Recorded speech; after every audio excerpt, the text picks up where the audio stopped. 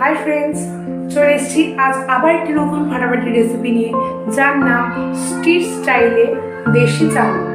মানে রাস্তায় যে আমরা ভ্যারাইটিস কালারফুল চাউমিন খাই, তো আজ আমি অনেকটা সেরকমই বানানোর চেষ্টা করব, কিন্তু আমার স্টাইলে। স্ট্রিট স্টাইল তো বটেই, কারণ চাউমিনটা একটা খুব ফেমাস স্ট্রিট ফুড। সো আজ আমি আমার স্টাইলে দেশি চাউমিন বানানোর চেষ্টা করব। দেখে নিই এতে কি কি লাগছে।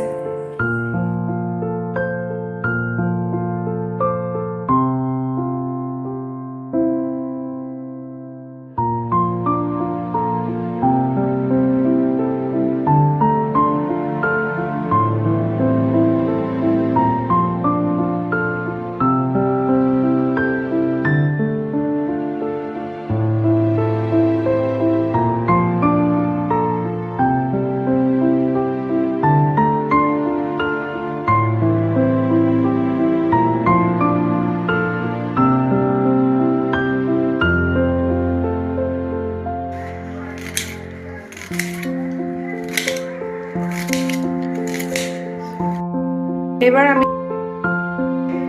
প্রথমে কড়াইতে আমি সামান্য তেল দিচ্ছি, কারণ এতে একটু সামান্য বাদাম কুচি ভেজে নেব। এই সামান্য এই কটি বাদাম আমি একটু ভেজে নেব। এতে কি হয়, আর একটু দিয়ে দিচ্ছি, এতে কি হয়, একটু খেতে ভালো লাগে।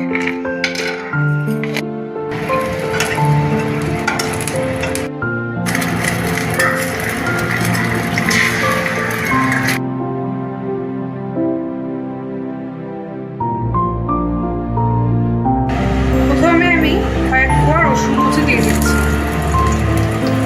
রসুন কুচিটা দিলে একটু ফ্লেভারটা আলাদা হয়, সামান্য। তারপরে আমি দিয়ে দেবো যেটা সবচেয়ে শক্ত সবজি, সেটা হচ্ছে গাজরটা আমি দিয়ে দেবো। তার সাথে দিয়ে দেবো ফুলকপি।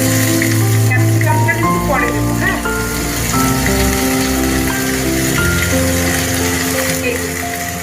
গাজর আর ফুলকপি দিয়ে নাড়িয়ে দেবো।